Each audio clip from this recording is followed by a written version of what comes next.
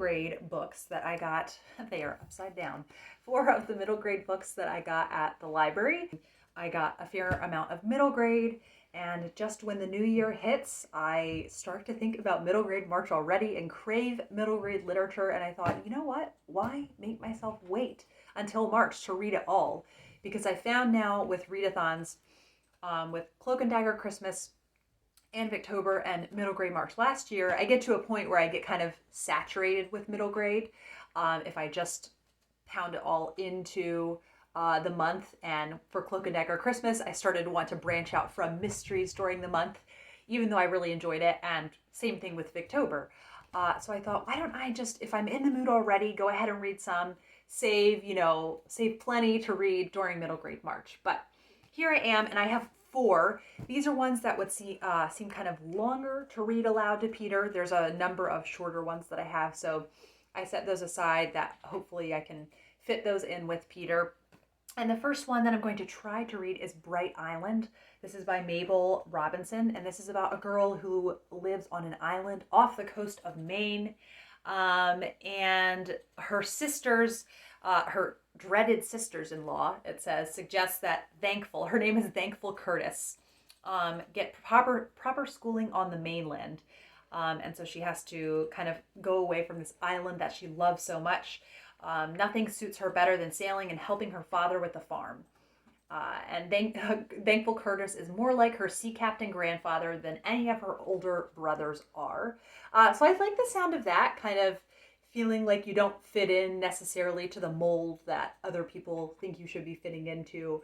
And it sounds like it will have some beautiful nature writing in it. And this was a Newbery Honor book. So I have not heard about this except for on the What We Do All Day blog. It is a Newbery winner, but I haven't heard any other like middle grade readers talk about it. So I'll be curious what it's like.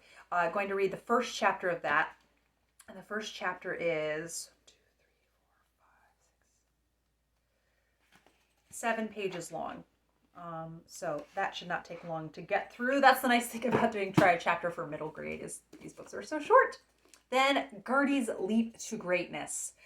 This is by Kate Beasley. And I love the cover art of this. Jillian Tamaki is the cover artist for this. And Gertie Reese-Foy is 100% not from concentrate awesome.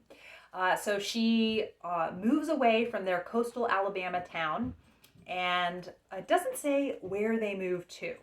But there is a new girl, Mary Sue Spivey, who wants to be the best 5th grader, and so does Gertie. So they're going to have to kind of see who can be the best 5th grader. And then The Flight of Swans by Sarah McGuire, and this is a retelling of the Swan Princess, or the 6 swans. And so there's going to be magic. The father takes a new queen. She's a frightening and mysterious woman from the forest who quickly enchants men in the royal family. And when Rin's attempt to break the enchantment fails, she makes a bitter bargain. The queen will spare her 6 brothers' lives if she remains silent for 6 years. So I think it will be interesting how you'll make a whole novel out of someone not speaking for 6 years, but I think it will be a lot of inner dialogue. And then lastly, one that I have very high expectations for, and that is On the Edge of the Dark Sea of Darkness. I think this is like a very kind of epic fantasy adventure for children. And I've just heard very good things. And are there illustrations in this? There might be. Oh, it doesn't actually look like there are. This one, it's interesting. There's like 3... There are a couple maps at the beginning, which is fabulous. But there are 3 introductions: a brief introduction to the world, a slightly less brief introduction to the land, and an introduction to the Igby College. And then the first chapter, which is just like 2 pages. So I think I'll read all those introductions in the first chapter to that.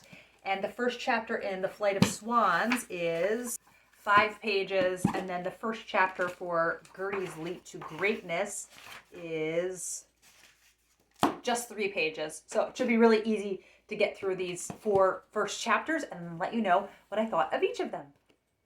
I read the first chapter of Bright Island. I really liked this. I didn't realize what an old book this was. This was published in 1935, and it was really interesting. It starts out where Thankful is, out and about on the island, running around, reveling in all of the glorious nature around her, and her brothers and their wives all come onto the island.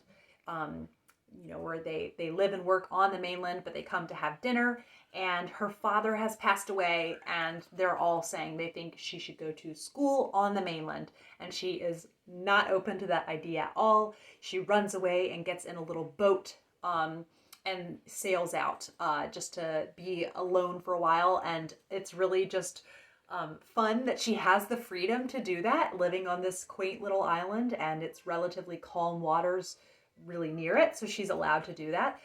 So I really like the premise for this one, and it's definitely a candidate. And I think the next one I'm going to read will be Gertie's Leap to Greatness.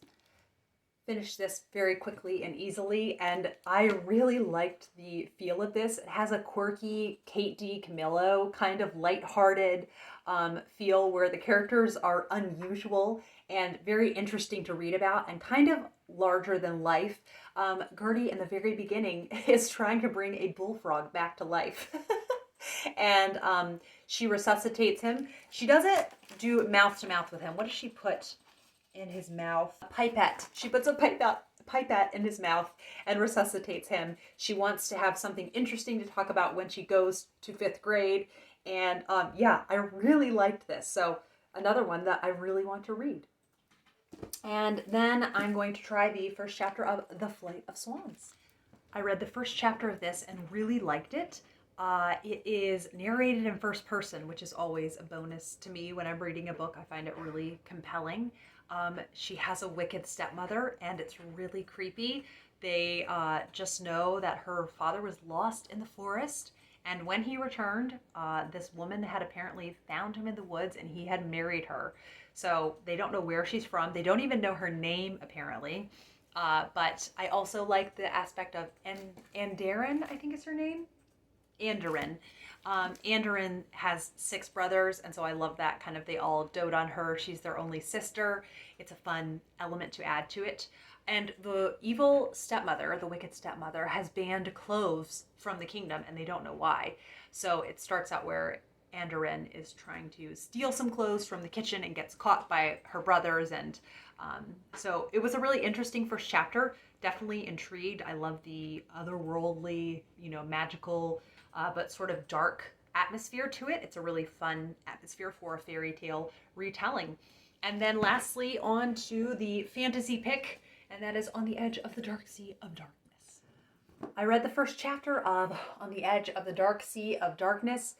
The several introductions that it had just overwhelmed me with lots of information. I always feel that way from introductions. I usually just regret reading them. But then the first chapter was really interesting. It seems like there is a lot of peril in this world, and Nag the Nameless is the name of the villain. And there is this children's nursery rhyme that children in this land are told about a black carriage that will come and get you in the middle of the night. And there is a little girl who lives in a house near our protagonist. Our protagonist is Janner. And Janner is lying awake at night, and he thinks he can hear the carriage.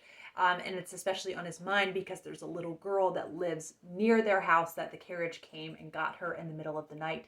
And her parents had a funeral for her because apparently getting taken away in this carriage is a fate as bad, if not worse, than death.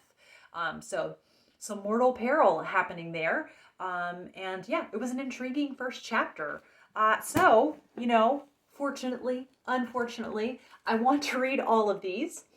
I think the one that jumped out to me the most, the one that I'll read first, is Gertie's Leap to Greatness. I could just use some quirkiness right now, and I just love the spunky character of Gertie in that first chapter. She really pulled me in. But I loved the poetic, slow feel of Bright Island. It was definitely a quieter kind of a read. And then I loved the dark, escapist atmosphere and The Flight of Swans, and then also escapist feel of On the Edge of the Dark Sea of Darkness. So yeah, I think first order of business will be Gertie's Leap to Greatness, and then moving on to the other ones. And another added bonus of middle grade is this is how many pages? It is 250 pages, and they're, spaced out text. It's a children's book. I could probably read this today if I wanted to. So it's easy to fit some of these in. And yeah, looking forward to these. And I was thinking, well, what if this backfires and then I'm not in the mood for middle grade March? But for the past couple of years, every time, a readathon that I'm really excited about is coming up, I kind of hold off from reading those books that I'm in the mood for earlier than the readathon, and then go all out for the readathon and then burn out. So I'm wondering if I space it out more, that I will be able to fit in more middle grade books than I would have had I made myself wait until March. So I might read less middle grade books during the actual month of March, but this year I want to read more of them because they end up being there are some of them, the special gems that end up being all-time favorites for, long term, and for me to come back to, because I do love a good reread. So we're going to see. I'm just going to, I'm listening to my reading moods this year, and I'm going to go with it and treat myself to it, and yeah, be excited about that I'm treating myself to that. So I will be back with another video soon. Thank you as always for watching, and have a lovely day.